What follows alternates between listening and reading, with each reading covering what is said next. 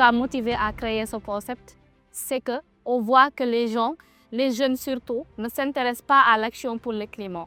Donc, on essaie de faire en sorte de passer par un événement qui est très, très, très important pour la personne, qui est le jour de sa naissance, pour pouvoir l'attirer et faire en sorte que cette personne s'implique dans tout ce qui est action pour le climat.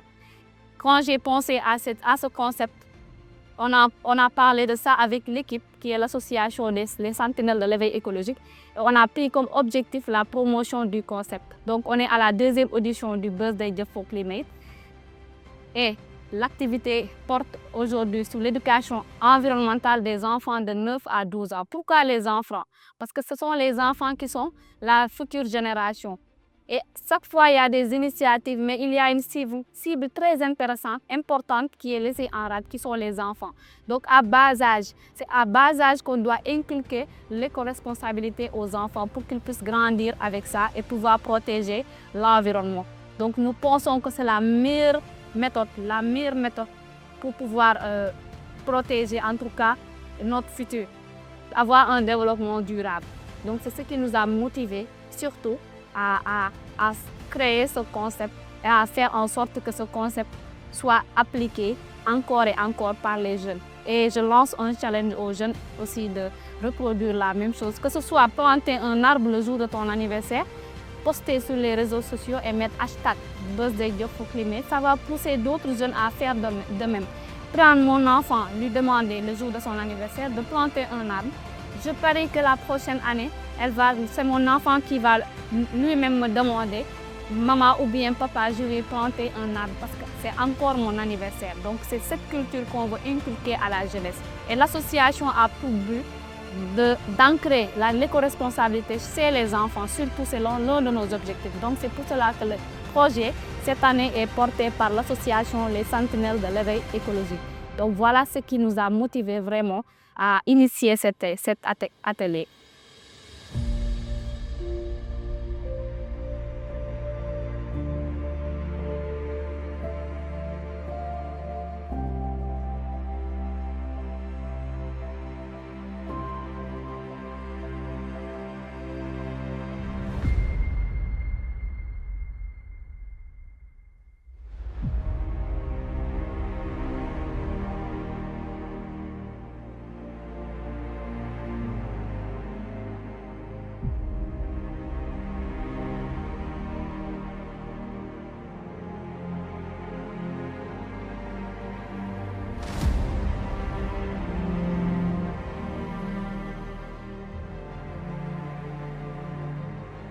Donc, ayant eu une première expérience l'année passée avec la première édition, on avait aussi fait une activité sur l'éducation environnementale, mais on avait un souci avec la restauration. Donc, c'était du bénévolat, mais la restauration nous aurait permis de travailler toute la journée comme on l'a fait cette année.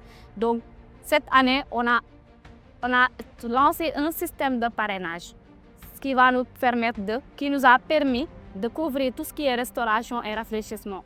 Donc, le système de parrainage constitué à parrainer un enfant en cotisant 5 000 francs. 5 000 francs, c'est pour tout ce qui est repas, petit déjeuner, rafraîchissement. Et aussi, nous avons vraiment eu à avoir la contribution des acteurs locaux qui sont ici. On a eu à avoir un bus qui a été mis à notre disposition pour les immersions. Nous avons eu à avoir une salle ici, au Centre Conseil Ado, au CEDEPS. On a eu une salle pour pouvoir dérouler l'activité.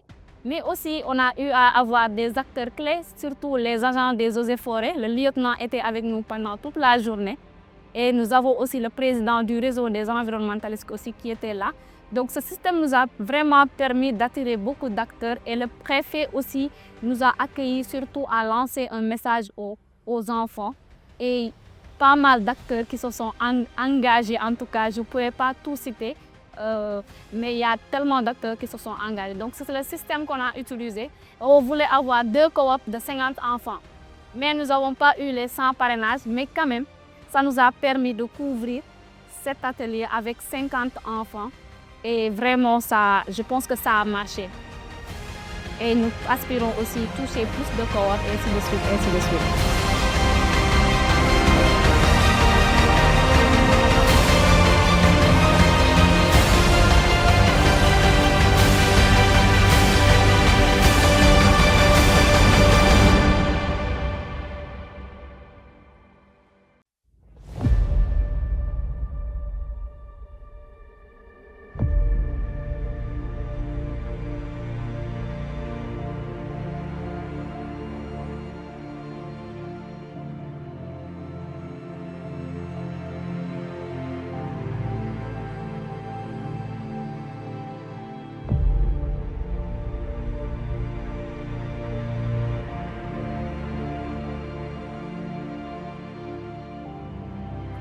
En tout cas, au début, on avait peur parce qu'on n'avait pas de transport, de logistique pour les immersions. Et comme on l'a dit, on a visité pas mal de zones très intéressantes. Donc, on n'avait pas la locomotion. Donc, on avait peur. Mais quand on est allé à la mairie nous a octroyé un bus avec un chauffeur. Donc, et aller aux eaux et forêts, ils nous ont aussi accompagnés techniquement. Donc, en gros, on avait peur de tout cela, mais quand on est venu vers les autorités locales, ils nous ont vraiment appuyés. Et aussi avec les parrainages, surtout les parrainages. Donc, le système de parrainage aussi, l'objectif, c'était quoi? De faire en sorte que la communauté s'implique, en fait, dans la création des éco-responsables de demain, Inch'Allah. Exactement, parce que comme je le disais tantôt, les parrainages, c'est la communauté qui s'est réunie et a parrainé. Ce sont des gens qui parrainent 5 000 francs, d'autres 10 000, d'autres 15 000, d'autres se regroupent, font des cotisations et voilà, pour parrainer quelques enfants. Donc c'est en gros la communauté au fait. Parce que je dirais que la restauration et les réfléchissements, tout va être couvert par l'argent des parrainages. En tout cas, dans l'avenir, nous voudrons travailler avec les écoles.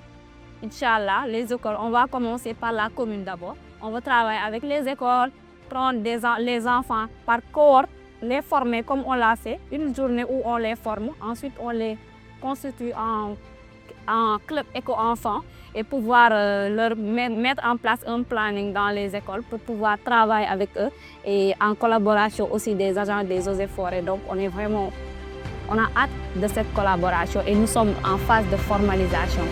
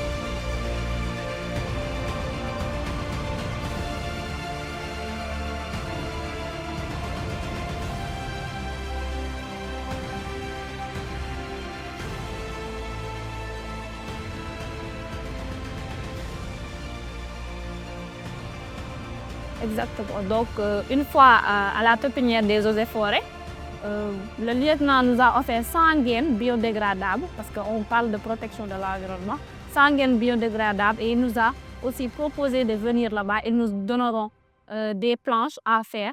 Nous allons faire de la pépinière nous allons faire 100 gaines et essayer de semer et de prendre soin des arbres jusqu'à ce qu'on puisse nous-mêmes avoir des plantes à reboiser.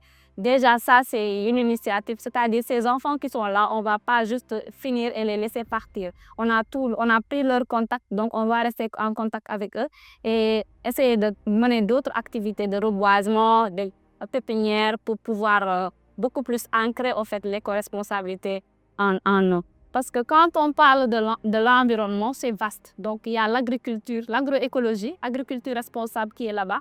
Il y a le recyclage. Après avoir fini de manger, nous allons faire des séances de recyclage. On va recycler des déchets plastiques pour faire de jolies choses et montrer aux enfants que ces déchets-là, on peut les réutiliser. Donc là aussi, c'est le domaine de l'économie circulaire parce que ces objets-là, après, c'est des objets qu'on peut produire et vendre. Donc, c'est des objets qui sont très importants. Il y a l'agroécologie, comme je l'ai dit tantôt. Et il y a aussi l'autonomisation des femmes, surtout dans l'économie verte, qu'on se prépare à faire parce que le recyclage, le compostage par exemple, c'est une méthode de recyclage aussi. Donc c'est l'économie circulaire, c'est l'économie verte en fait. Donc c'est des choses qu'on voudrait aussi faire. Et la promotion du concept Birthday Job for Climate, ça fait partie de nos objectifs. C'est-à-dire les autres jeunes qui veulent initier des activités allant dans ce sens, peuvent venir vers nous et puis on essaie de les accompagner. Donc c'est ça aussi l'un de nos buts. Et aussi accompagner, surtout faire en sorte de promouvoir les filières liées à l'environnement, surtout aussi. Donc tout ça sont des objectifs qu'on a et qu'on voudrait vraiment atteindre avec la collaboration de tous les acteurs clés, Inch'Allah. Je vais commencer par remercier Monsieur le Préfet qui vraiment un dimanche nous a accueillis et a lancé un message parce que c'est très important, une autorité qui lance un message aux enfants, donc ils ne vont pas oublier. Je remercie aussi les agents des eaux et forêts, comme le colonel, le lieutenant qui était là toute la journée avec nous. Et je remercie aussi la mairie qui nous a octroyé un bus, qui a mis à notre disposition un bus pour nous accompagner toute la journée. Je remercie le président du REDEC, du réseau des environnementalistes de Kédougou, qui était là. Je remercie le président aussi de l'association des jeunes engagés pour la protection du fleuve Gambie. Je remercie en tout cas le collectif des moniteurs de Kédougou aussi qui sont là pour faire en sorte que les enfants soient dans de bonnes conditions. Je remercie l'ensemble de mon équipe qui se sont donné corps et âme pour la réussite de l'activité parce que ce n'était pas facile et vraiment c'était... Je remercie tout le monde en tout cas. Merci.